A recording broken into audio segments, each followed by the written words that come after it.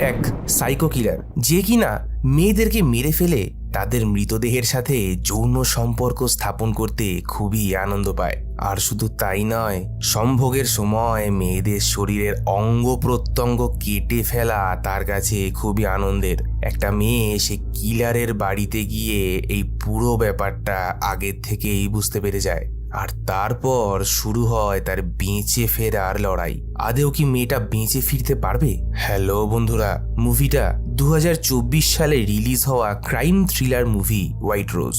মুভির শুরুতে একটা মেয়েকে রাত্রিবেলা একা অপেক্ষা করতে দেখা যায়।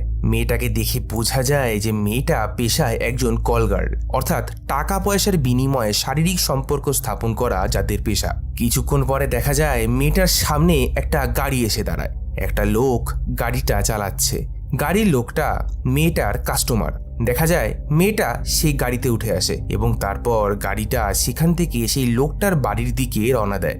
মুভিতে কিছুক্ষণ পরে এই লোকটার বাড়ির একটা দৃশ্য দেখানো হয়। সেখানে দেখা যায় লোকটা মেয়েটার সাথে শারীরিকভাবে ঘনিষ্ঠ হয়েছে। হঠাৎ দেখতে পাওয়া যায় এই লোকটা একটা ইঞ্জেকশন বার করে মেয়েটার গলায় ফুটিয়ে দেয়, আর তাতে এই মেয়েটা সেখানেই অজ্ঞান হয়ে যায়। দেখা যায় লোকটা মেয়েটাকে একটা প্লাস্টিকের প্যাকেটের মধ্যে ভরে টানতে টানতে একটা অন্ধকার ঘরে নিয়ে আসে। আর তারপরের দৃশ্যটা দেখে তোমাদের সকলের গা শিউরে উঠবে। দেখা যায় সেই লোকটা একটা বড় চপার বা মাংস কাটার বড় চাকু নিয়ে মেয়েটাকে টুকরো টুকরো করে সেখানেই কেটে ফেলে। এরপর মুভিতে কিছুদিন পরের একটা ঘটনা দেখানো হয়। দেখা যায় একটা ব্রিজের নিচ থেকে একটা বস্তা ভর্তি টুকরো করা মৃতদেহ খুঁজে পায় পুলিশ। ডেড বডিটা দেখে পুলিশ ইন্সপেক্টর তার সিনিয়রকে ফোনে কনফার্ম করে যে এটা একটা মেয়ের মৃতদেহ, আর মেয়েটার বয়স 20 থেকে 25-এর মধ্যে। পুলিশ ইন্সপেক্টর তার অফিসারকে এটাও জানায় যে আগের ঘটে যাওয়া খুনের মতোই ঠিক এই খুনের ক্ষেত্রেও মেয়েটার কেনে আঙুল অর্থাৎ হাতের সবচেয়ে ছোট আঙুলটাকে কাটা হয়েছে। এরপর মুভিতে অন্য একটি সিন দেখানো হয়। এই মেয়েটির নাম হলো দিব্যা। দেখা যায় দিব্যা একা রাত্রিবেলা একটা রাস্তা দিয়ে হেঁটে যাচ্ছে। দিব্যার মুখে একটা দুঃখ কষ্টের ছাপ। তাকে দেখে বোঝা যাচ্ছিল যে তার জীবনে যেন একটা বড় কোনো ঝড় বয়ে গেছে। মানসিকভাবে সে খুবই ভেঙে পড়েছে। এখান থেকে মুভিটাকে ফ্ল্যাশব্যাকে নিয়ে যাওয়া হয়, অর্থাৎ দিব্যার জীবনে ঘটে যাওয়া ঘটনাকে মুভিতে দেখানো হয়। মুভিতে দেখানো হয় যে দিব্যা এবং তার মেয়ে দিয়া খুব আনন্দে এই দিন কাটাচ্ছে। তখনই দেখা যায় যে দিয়ার বাবা আশরাফ দুবাই থেকে ইন্ডিয়াতে ফিরে এসেছে। দিয়া তার বাবাকে কানে কানে বলে, তুমি কি ভুলে গেছো? আজকে কিন্তু মার জন্মদিন। তার বাবা তাকে বলে, আমি কিচ্ছু ভুলিনি, তোমার মার জন্য একটা সারপ্রাইজ প্ল্যান করে রেখেছি আমি, মাকে কিন্তু তুমি কিচ্ছু জানাবে না। এদিকে দেখা যায় দিব্যা তার হাজবেন্ড আশরাফের জন্য রান্নাঘরে চা বানাচ্ছে। আর ঠিক সেই সময় আশরাফ দিব্যাকে এসে বলে, আমরা বাড়িতে ডিনার করব না, চলো আজকে একটা রেস্টুরেন্টে খেতে যাই। দেখা যায় আশরাফ এবং তার পরিবার রেস্টুরেন্টে খেতে যাওয়ার জন্য রেডি হয়ে নিচে নামছে। আর ঠিক সেই সময় তাদের এক প্রতিবেশী মহিলার সাথে তাদের দেখা হয়ে যায়। প্রতিবেশী মহিলার সাথে কথা বলে তারা রেস্টুরেন্টের দিকে রওনা দেয়। এদিকে দিব্যা মনে মনে ভাবে, আশরাফ বোধহয় আমার জন্মদিনটা ভুলেই গেছে। এটা ভেবে তার মনটা খুব খারাপ হয়ে যায়। কিন্তু দেখা যায় আশরাফ কিন্তু দিব্যার জন্য সেই রেস্টুরেন্টেই একটা বার্থডে সারপ্রাইজ প্ল্যান করে রেখেছে। আর আশরাফের প্ল্যান মতন হোটেলের স্টাফরা দিব্যার জন্য একটা সারপ্রাইজ কেক এবং বেলুন নিয়ে এসে হাজির হয়। সেটা দেখে দিব্যা এবং তার মেয়ে দিয়া দুজনেই আনন্দে লাফিয়ে ওঠে। সেই রেস্টুরেন্টে তারা খুবই আনন্দের সাথে সময় কাটায়। কিন্তু কথায় বলে না, ভাগ্যে যা আছে তা কেউ আটকাতে পারে না। রেস্টুরেন্ট থেকে বেরিয়ে ঘরে ফেরত আসার সময় দিব্যার জীবনে যা ঘটে যায় তা দিব্যা এবং তার মেয়ে দিয়ার জীবনটাকে পুরো ওলট পালট করে দেয়।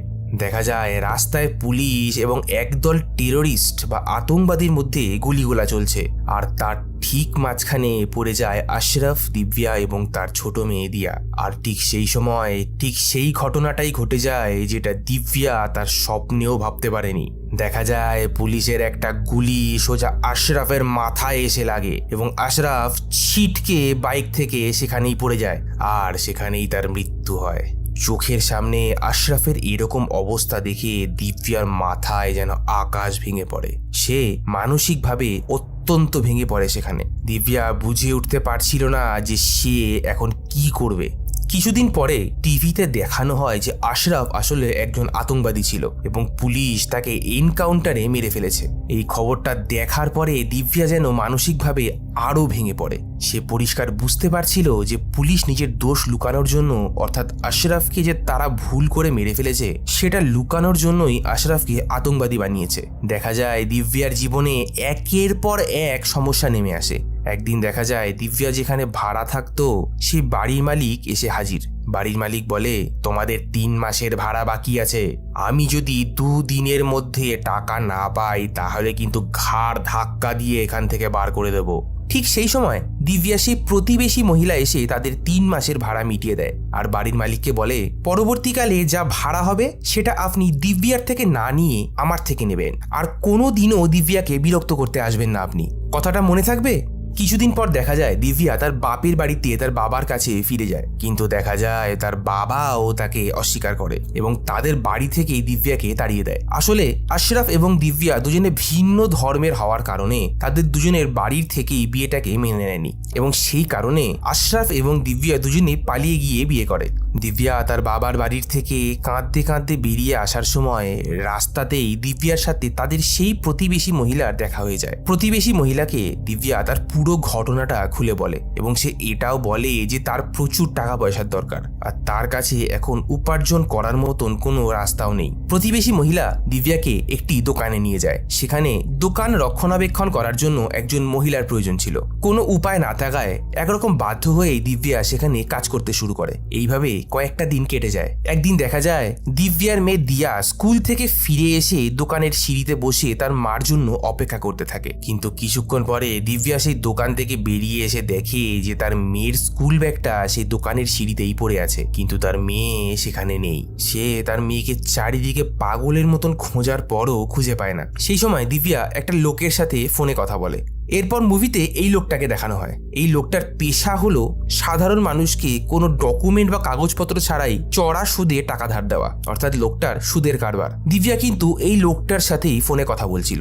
আসলে দিব্যা এবং আশরাফের বিয়ের পরে তারা এই লোকটার থেকে বেশ কিছু পরিমাণ টাকা ধার নেয়। দিব্যা লোকটার সামনে হাত জোর করে বলে, দয়া করে আমার মেয়েকে আপনি ছেড়ে দিন, আমার কাছে টাকা আসলেই আমি আপনার পুরো টাকাটা শোধ করে দেব। কিন্তু লোকটা দিব্যাকে বলে, আগে টাকা নিয়ে আসো, তারপর তুমি তোমার মেয়েকে নিয়ে যাবে এখান থেকে, আর যদি সঠিক সময়ে তুমি আমার পুরো টাকা শোধ করতে না পারো তাহলে তোমার মেয়েকে বিক্রি করে পুরো টাকাটা উসুল করব আমি। কোনো উপায় না দেখতে পেয়ে দিব্যা সেখান থেকে চলে আসে। ফিরে এসে দিব্যা একা একাই তাদের বিল্ডিং এর ছাদের উপরে কাঁদতে থাকে। দেখা যায় ঠিক তখনই দিব্যাদের সেই প্রতিবেশী মহিলা সেখানে এসে উপস্থিত হয়। সে দিব্যাকে জিজ্ঞেস করে, কি হয়েছে, তুমি কাঁদছো কেন?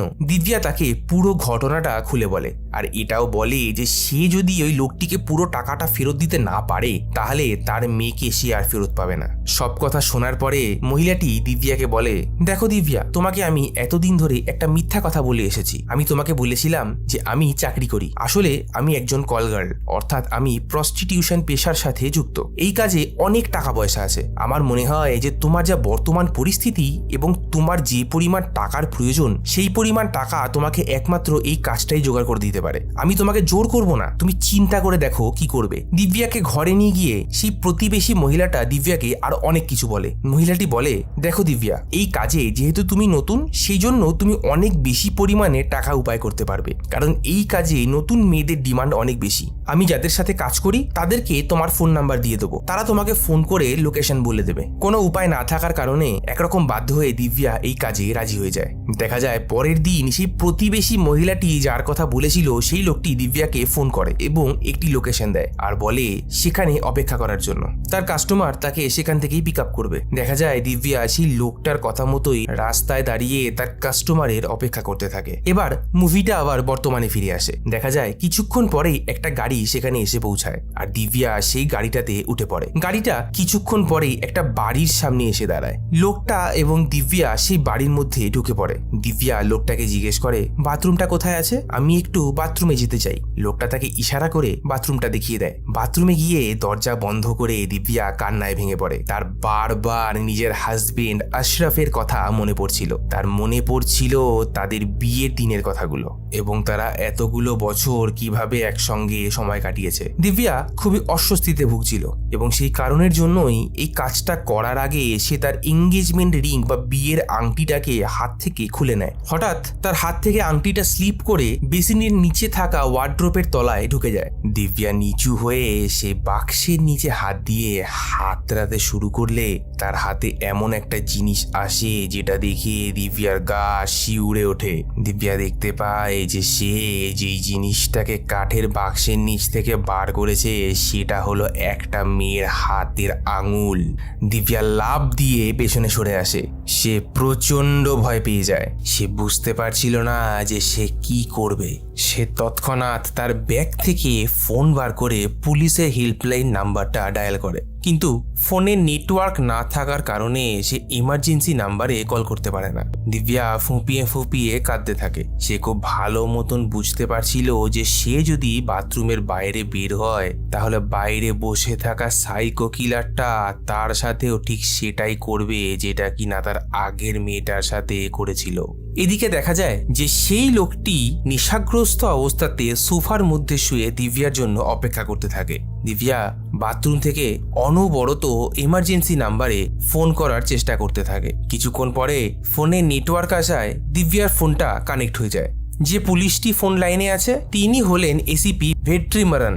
দিব্যা এসিপিকে সব কথা খুলে বলে এবং এটাও বলে যে সে একটি মেয়ের হাতের আঙুল সেখান থেকে পেয়েছে। এসিপি তাকে লোকটার নাম এবং ঠিকানা জিজ্ঞেস করলে দিব্যা বলে, আমি কিছুই বলতে পারবো না, কারণ লোকটা আমাকে এখানে নিয়ে এসেছে, আমি এই জায়গাটা চিনিও না। দিব্যা পুলিশকে বলে, স্যার প্লিজ আমাকে বাঁচান, আমার একটা ছোট মেয়ে আছে, সেই মেয়েটাকে একদল গুন্ডা কিডন্যাপ করে নিয়ে গেছে, আর আমি এখান থেকে না বেরোতে পারলে আমার মেয়েটাকে তারা বিক্রি করে দেবে। দিব্যা এসিপিকে তার মেয়ের কিডন্যাপের ব্যাপারটা পুরোটা খুলে বলে। দিব্যা বলে, আমাকে যে কোনো মতে এখান থেকে বেরোতেই হবে, দয়া করে আমাকে বাঁচান। পুলিশ অফিসার তাকে বলে, তুমি শান্ত হও, তোমার মেয়েকে নিয়ে তুমি একদম চিন্তা করো না, তোমার মেয়েকে উদ্ধার করার দায়িত্ব আমাদের। এদিকে দেখা যায় যে সেই সাইকো কিলারটা বাথরুমের দরজায় শব্দ করে দিব্যাকে জিজ্ঞেস করে, আর কতক্ষণ লাগবে? দিব্যা বলে, আমি এখন স্নান করছি, আমি 2 মিনিটের মধ্যেই বাইরে আসছি, আপনি অপেক্ষা করুন। ওইদিকে এসিপি ভেট্রিমারান দিব্যার নাম্বারটা একটা লেডি অফিসারকে দিয়ে বলে, এই নাম্বারের পুরো ডিটেলসটা বের করে নিয়ে আসুন এক্ষুনি। কিছুক্ষণ পরে লেডি অফিসার এসিপি কে জানায়, স্যার আপনার আশরাফের কথা মনে আছে? দিব্যা হলো সেই আশরাফের স্ত্রী, অর্থাৎ সেই আশরাফ যাকে আমরা কিছুদিন আগে এনকাউন্টারে ভুল করে মেরে ফেলেছিলাম। এবার মুভিটা আবার ফ্ল্যাশব্যাকে চলে যায়, অর্থাৎ আবার কিছু পুরনো ঘটনাকে মুভিতে দেখানো হয়। দেখা যায় এসিপি ভেট্রিমারান আর তার টিম কিছু টেরোরিস্টের খবর পায়। ভেট্রিমারানের টিমের কাজ ছিল যে সেই স্থানে পৌঁছে টেরোরিস্টদেরকে গুলি করে সেখানে মেরে ফেলা, কিন্তু দেখা যায় সেই ঘটনাস্থলে দুর্ভাগ্যবশত আশরাফ, দিব্যা এবং তার মেয়ে দিয়া চলে আসে। পুলিশ এবং টেরোরিস্টদের মধ্যে সংঘর্ষে দুর্ভাগ্যবশত পুলিশদের বন্দুক থেকে ছোড়া একটা গুলি আশরাফের মাথায় গিয়ে লাগে আর আশরাফের সেখানেই মৃত্যু ঘটে। মুভিটা আবার বর্তমানে ফিরে আসে। লেডি অফিসার এসিপি কে বলে, স্যার দিব্যার নাম্বারে রাত্রিবেলা 2টো মাত্র ফোন কল এসছে, আর 2টো একই নাম্বার থেকে। কোন এক কুমার নামের ব্যক্তির নামে সেই ফোন নাম্বারটা রেজিস্টার করা আছে, তাকে আমি ফোনও করে দেখেছি, সে ফোন রিসিভ করছে না। দেখা যায় এসিপি ভেট্রিমারান রেখা নামে এই লেডি অফিসারকে ফোন করে বলে, আমি আপনাকে একটা ফোন নাম্বার আর ঠিকানা সেন্ড করছি, আপনি সেই ঠিকানায় পৌঁছে সেই লোকটার সাথে কথা বলুন আর লোকটাকে জিজ্ঞাসাবাদ করুন। রেখা কুমারের ঘরের সামনে পৌঁছে কুমারকে ডেকে পাঠায়। লেডি অফিসার রেখা কুমারকে জিজ্ঞেস করে, আপনি কি কাজ করেন? কুমার প্রথমে সত্যিটা না বলতে চাইলেও পরে কোনো উপায় না দেখতে পেয়ে তাকে সবকিছু সত্যি সত্যি বলে দেয়। তখন লেডি অফিসার রেখা তাকে জিজ্ঞেস করে, দিব্যাকে আপনি কোথায় পাঠিয়েছেন? কুমার বলে, ওকে এক নতুন কাস্টমারের কাছে পাঠিয়েছি। অফিসার কুমারকে সেই নতুন কাস্টমারের ফোন নাম্বারটা দিতে বলে। অফিসার রেখা নতুন কাস্টমারের ফোন নাম্বারটা এবং ফোনের ডিটেলস এসিপি কে জানিয়ে দেয়। অন্যদিকে দেখা যায় বাথরুমের বাইরে দাঁড়িয়ে দাঁড়িয়ে সাইকো কিলারটা দরজায় কান দিয়ে দিব্যার কথাগুলো শোনার চেষ্টা করছে, আর সেই সময় দেখা যায় দিব্যা এসিপি কে ফোন করে কথা বলছে। দিব্যাকে ভয় পেয়ে যেতে দেখে এসিপি তাকে শান্ত করে বলে, ভয় পেও না, ভয় পেলে কিন্তু বিপদ আরো বাড়বে।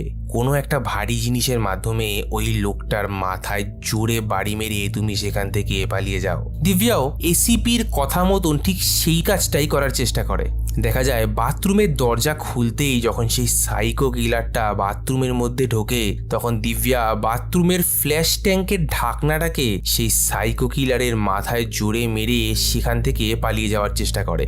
কিন্তু দিব্যা দরজার কাছে পৌঁছে দরজা খোলার চেষ্টা করার আগেই সেই সাইকো কিলারটা একটা হাতুড়ি দিব্যার মাথায় জোরে ছুঁড়ে মারে, আর সেই আঘাতে দিব্যা সেখানেই অজ্ঞান হয়ে পড়ে যায়। দেখা যায় সেই সাইকো কিলারটা ঠিক আগের মেয়েটার মতোই দিব্যাকেও টানতে টানতে নিয়ে গিয়ে একটা ঘরে বন্ধ করে দেয়। এদিকে সিগারেট ফুরিয়ে যাওয়ার কারণে সিগারেট কেনার জন্য সাইকো কিলারটা দিব্যাকে অজ্ঞান অবস্থাতেই তার বাড়িতে রেখে দিয়ে গাড়ি নিয়ে বেরিয়ে যায়। আর ঠিক সেই সময় এক লেডি অফিসার এসিপিকে এসে বলে, স্যার, ইন্সপেক্টর রেখা যে ফোন নাম্বারটা আপনাকে দিয়েছিল, সেই ফোন নাম্বারটা অর্থাৎ সেই সাইকো কিলারের ফোন নাম্বারটা এখন অ্যাক্টিভেট হয়েছে, আর আমি তাকে ট্রেস করে দেখতে পাচ্ছি যে সে গাড়ি নিয়ে মুভ করছে। বিন্দুমাত্র সময় নষ্ট না করে এসিপি তার গাড়ি নিয়ে সেই সাইকো কিলারের পিছু নেয়। দেখা যায় লেডি অফিসার এসিপি স্যারকে অনবরত ফোনে ইনস্ট্রাকশন দিতে থাকে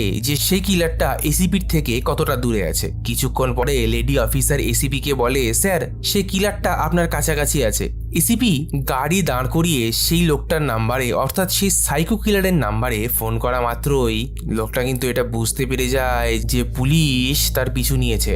সে দৌড়ে পালানোর চেষ্টা করে, আর এসিপিও কিন্তু সে কিলারের পিছু নেয়। দেখা যায় একটা অন্ধকার মতন জায়গাতে সুযোগ বুঝে সেই কিলারটা এসিপিকে অ্যাটাক করে, আর একটা লোহার রড এসিপির পেটে ঢুকিয়ে দেয়। কিন্তু সৌভাগ্যবশত এসিপির বন্দুকটা এসিপি হাতের নাগালে পেয়ে গেলে সেই লোকটাকে সেখানে গুলি করে জখম করে দেয়। কিছুক্ষণ পরে বাকি পুলিশের টিম এসে তাদের দুজনকে হসপিটালে নিয়ে যায়। হসপিটালের মধ্যে এক লেডি ডক্টর সেই সাইকো কিলারের ঘরে ঢুকে তাকে দেখে চমকে ওঠে আর ছুটে সেই ঘরের বাইরে বেরিয়ে আসে। সেখানে সিনিয়র ডক্টর এবং এসিপি উপস্থিত থাকলে লেডি ডক্টর এসে বলে, এই লোকটাকে তো আমি চিনি, এর নাম দিলীপ। দিলীপ আমাদের সাথে মেডিকেল কলেজে পড়তো, কিন্তু একটি ঘটনা ঘটে যাওয়ার কারণে দিলীপকে মেডিকেল কলেজ থেকে বের করে দেওয়া হয়। এসিপি জিজ্ঞেস করে, কি ঘটনা?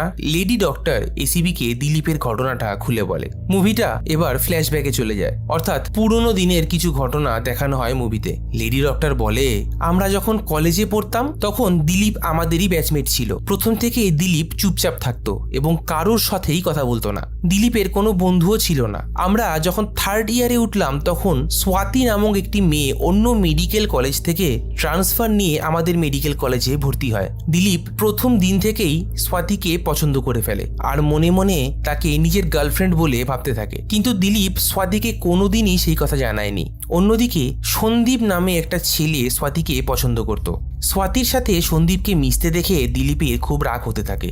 হোলির দিনকে স্বাতির সাথে সন্দীপকে ঘনিষ্ঠ হতে দেখে দিলীপ আর নিজেকে আটকে রাখতে পারে না। সুযোগ বুঝে দিলীপ সন্দীপকে মারতে শুরু করে। মারপিট কিছুক্ষণ পরে থেমে গেলে স্বাতি দিলীপকে ডেকে অনেক উল্টোপাল্টা কথা বলে। দিলীপকে বলে, তোমার সমস্যাটা কি? তুমি সন্দীপের সাথে মারপিট কেন করছিলে? সন্দীপ আমার বন্ধু হয় আর আমি ওকে পছন্দ করি। পরবর্তীকালে যদি আমি দেখি কোনোদিনও তুমি সন্দীপের সাথে মারপিট করছো, তাহলে কিন্তু আমার থেকে খারাপ আর কেউ হবে না। স্বাতির মুখ থেকে এরকম কথা শুনে দিলীপের খুব খারাপ লাগে, আর তার থেকেও বেশি দিলীপের রাগ হয়।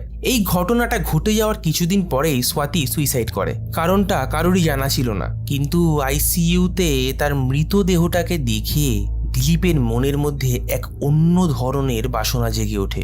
জীবিত অবস্থায় যে স্বাতির সাথে দিলীপ কোনোদিনই ঘনিষ্ঠ হতে পারেনি, মৃত্যুর পরে সেই স্বাতির মৃতদেহের সাথে ঘনিষ্ঠ হওয়ার ইচ্ছা জাগে দিলীপের মনে। স্বাতির ডেড বডিটাকে মর্গে নিয়ে যাওয়া হয়। রাত্রিবেলা দিলীপকে সেই মর্গের রুমের মধ্যে ঢুকতে দেখি আমি। চুপিসারে মর্গের জানলার ফাঁক দিয়ে ভিতরের দিকে উকি মেরে আমি যা দেখি তাতে আমার শ্বাসরোধ হয়ে আসে। দেখি দিলীপ স্বাতির মৃতদেহের উপর উঠে মৃতদেহটাকে উলঙ্গ করে তাকে ধর্ষণ করার চেষ্টা করছে। সেটা দেখা মাত্রই আমি চিৎকার করে সেখান থেকে ছুটে পালিয়ে যাই আর সবাইকে দিলীপের ঘটনাটা জানিয়ে দিই। কলেজের প্রিন্সিপাল তৎক্ষণাৎ দিলীপকে সাসপেন্ড করে দেয় আর সেখান থেকে দিলীপকে একটা মেন্টাল হসপিটালে পাঠানো হয়। মুভিটা আবার বর্তমানে ফিরে আসে। দেখা যায় সেই সিনিয়র ডাক্তার এসিপিকে বলছে এটা এক ধরনের মানসিক রোগ।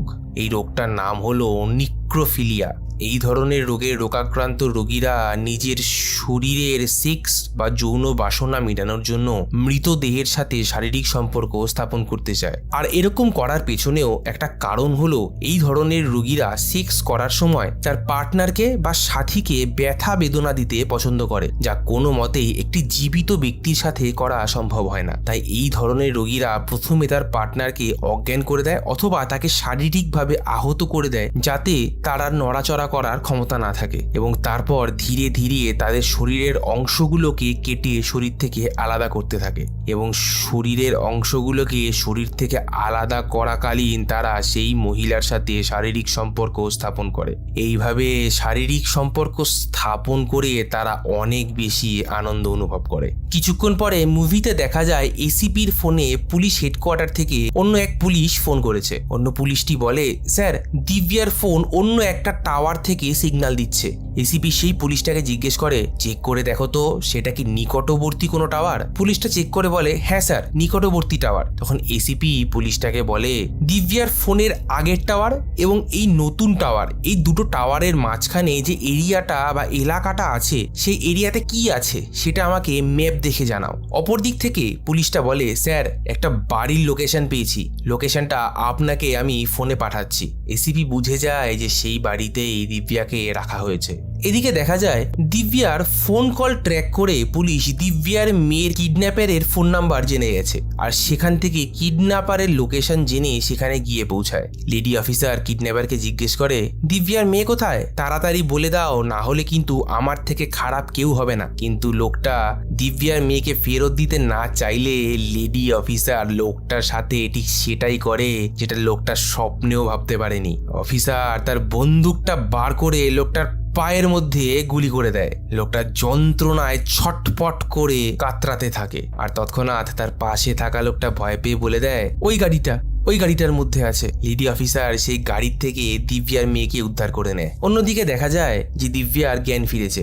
দিব্যা নিজেকে একটা ঘরের মধ্যে হাত বাঁধা অবস্থায় পায়। সে কোনো রকমে একটা চাকুর মাধ্যমে নিজের হাতের দড়িটাকে কেটে ফেলে সেখান থেকে পালিয়ে যায়। এদিকে হাসপাতালে দিলীপের ঘরে সেই লেডি ডক্টর ঢুকে দেখে যে বিছানাতে দিলীপ নেই। পিছন ঘুরতেই লেডি ডক্টর দেখে যে দিলীপ তার পেছনে দাঁড়িয়ে আছে, আর তৎক্ষণাৎ দিলীপ একটা কাঁচি নিয়ে সেই লেডি ডক্টরের গলায় ঢুকিয়ে দেয়, আর তাকে সেখানেই মেরে ফেলে হাসপাতাল থেকে পালিয়ে যায়। অন্যদিকে দেখা যায় এসিপি সেই পুলিশের ম্যাপ দেখে বলা লোকেশনে পৌঁছে সেই বাড়িটা খুঁজে পায়। বাড়ির ভিতরে ঢুকে এসিপি দেখে যে দিব্যা সেখানে নেই, কিন্তু বাড়ির পরিস্থিতি এবং বাথরুমে সেই কাটা আঙুলটাকে দেখে এসিপি বুঝতে পারে যে দিব্যা এখানেই বন্দি অবস্থায় ছিল। অপরদিকে দেখা যায় দিব্যা দৌড়ে দৌড়ে একটা মেডিকেল স্টোর বা একটা ওষুধের দোকানে গিয়ে পৌঁছেছে। সেখানে থাকা এক বৃদ্ধ এবং বৃদ্ধাকে সে বলে, আমাকে বাঁচাও, আমাকে এক সাইকো কিলার মেরে ফেলবে, দয়া করে আমাকে এখানে লুকোতে দাও। তারা দিব্যাকে শান্ত হতে বলে এবং বলে, তুমি চিন্তা করো না, তুমি এখানে সুরক্ষিত আছো। দিব্যা তাদের ফোন থেকে এসিপি কে ফোন করে মেডিকেল স্টোরের ঠিকানাটা জানিয়ে দেয়। এদিকে দেখা যায় যে দিলীপ সেই হসপিটাল থেকে বেরিয়ে একটা অটো করে কিছু ব্যথার ওষুধ কেনার জন্য ঠিক সেই মেডিকেল স্টোরটাতেই এসে পৌঁছায়। বৃদ্ধা মহিলাকে এসে একটা ওষুধ দেওয়ার জন্য বলে, আর ঠিক সেই সময় এসিপি সেই দোকানের ল্যান্ডফোনে ফোন করে বলে, দিব্যা নামক একটি মেয়ে এখান থেকে কিছুক্ষণ আগে ফোন করেছিল, তাকে আপনারা সাবধানে রাখবেন, আমি কিছুক্ষণের মধ্যেই সেখানে পৌঁছে যাব। মহিলার কথাবার্তা শুনে দিলীপের একটু সন্দেহ হয়। কৌতূহল বশত দিলীপ বৃদ্ধাকে জিজ্ঞেস করে, কোনো সমস্যা হয়েছে? বৃদ্ধা মহিলা বলে, একটা মেয়ে আমাদের এখানে পালিয়ে এসেছে, একটা লোক তাকে মারার চেষ্টা করছিল, আমরা তাকে এখানেই লুকিয়ে রেখেছি, আর পুলিশকে ফোন করে জানানো হয়েছে যে সে এখানে আছে। কথাটা শোনা মাত্র এই দিলীপ কিন্তু পরিষ্কার বুঝতে পেরে যায় যে এরা দিব্যার কথাই বলছে।